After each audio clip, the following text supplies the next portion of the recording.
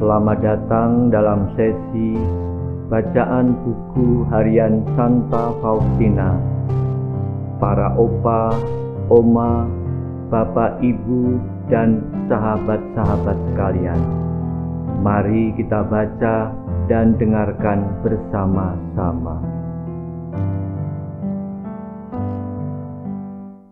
Buku harian Santa Faustina nomor 366 sampai 370. Ya Yesusku, bersabarlah terhadap aku. Di masa depan, aku akan lebih waspada. Aku akan mengandalkan bukan diriku sendiri, tetapi rahmat-Mu dan kebaikan-Mu yang amat besar kepada aku yang papa ini. Pada suatu kesempatan, Yesus memberitahukan kepadaku bahwa ketika aku berdoa untuk wujud-wujud yang dipercayakan orang kepadaku, Ia selalu siap memberikan rahmat-Nya, tetapi jiwa-jiwa tidak selalu mau menerimanya. Hatiku meluap-luap, mengalirkan kerahiman yang melimpah kepada jiwa-jiwa, teristimewa kepada jiwa orang-orang berdosa yang malang.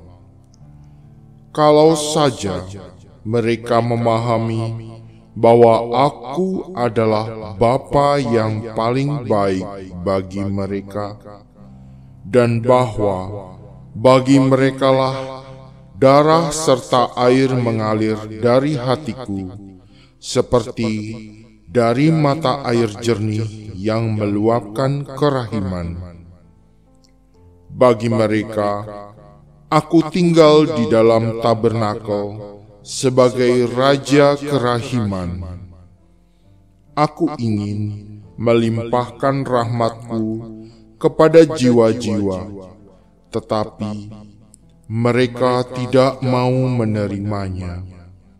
Sekurang-kurangnya Engkau, datanglah kepadaku sesering mungkin, dan ambillah rahmat-rahmat yang mereka tolak itu. Dengan cara ini, Engkau akan menghibur hatiku. Oh, betapa acuh tak acuh jiwa-jiwa itu kepada kebaikanku yang sedemikian besar. Kepada begitu banyak bukti cintaku, yang diminum hatiku hanyalah sikap tidak tahu terima kasih dan sikap tidak mau tahu dari jiwa-jiwa yang hidup di dunia. Mereka memiliki waktu untuk apa saja, tetapi tidak punya waktu untuk datang kepadaku guna mengambil rahmat. Maka aku berpaling kepadamu. Hai kamu jiwa-jiwa pilihan, apakah kamu juga akan gagal memahami kasih hatiku? Di sini pun hatiku telah dikecewakan. Aku tidak menemukan orang yang menyerahkan diri sepenuhnya kepada kasih-Ku. Begitu banyak syarat, begitu banyak ketidakpercayaan, begitu banyak kekhawatiran. Untuk menghibur-Mu, biarlah aku katakan kepadamu bahwa ada jiwa-jiwa yang hidup di dunia ini yang mengasihi aku dengan mesra. Aku bersemayam dalam hati mereka dengan penuh sukacita, tetapi jumlah mereka tidak banyak. Di biara-biara pun ada jiwa-jiwa yang memenuhi hatiku dengan sukacita. Mereka mengemban ciri-ciriku. Oleh karena itu, Bapa Surgawi memandang mereka dengan kepuasan yang istimewa. Mereka akan dikagumi oleh malaikat dan manusia. Jumlah mereka sangat sedikit.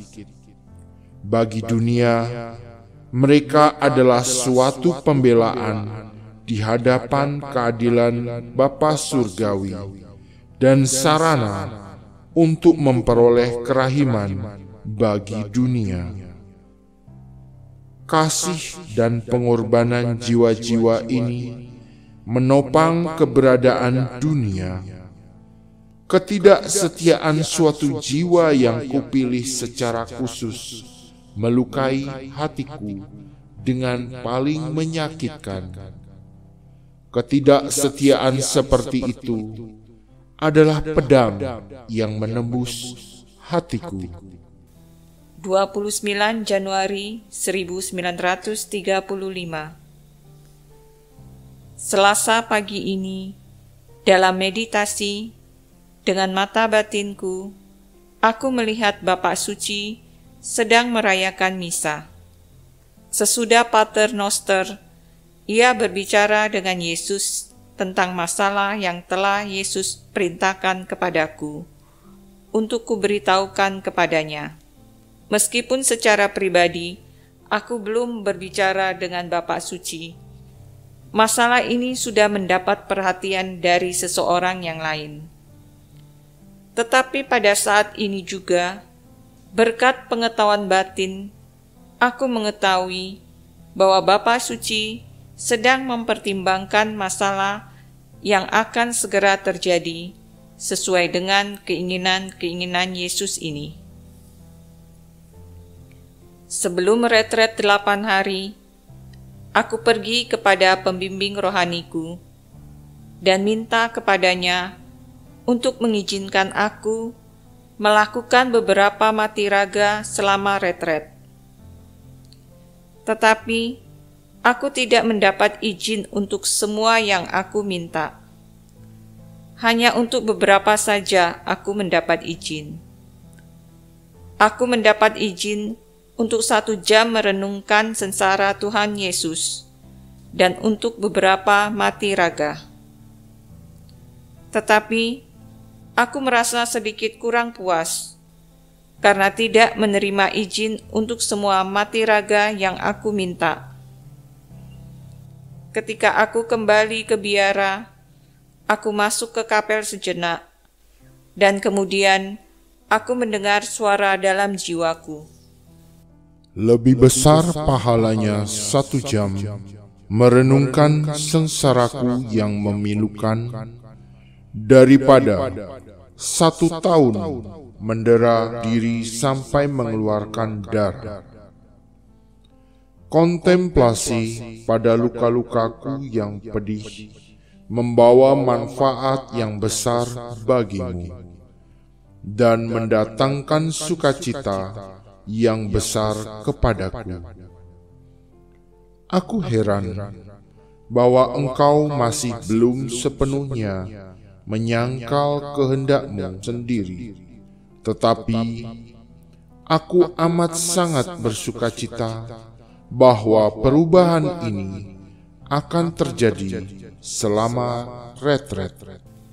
Pada hari itu juga, ketika aku berada di gereja menunggu pengakuan dosa, aku melihat sinar seperti yang sudah-sudah memancar dari monstran dan menyebar ke seluruh gereja.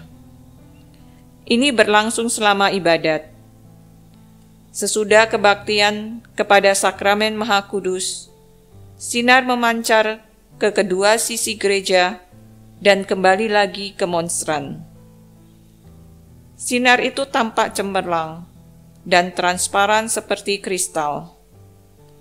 Aku minta kepada Yesus agar Ia berkenan menyalakan api cintanya dalam semua jiwa yang telah menjadi beku.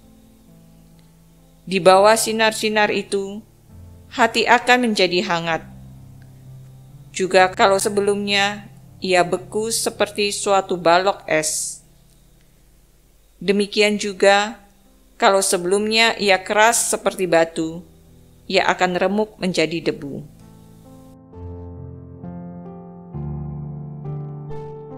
Demikian telah kita baca dan dengarkan bersama-sama buku harian Santa Faustina hari ini. Kita akan lanjutkan bersama-sama besok di waktu yang sama. Berkah dalam.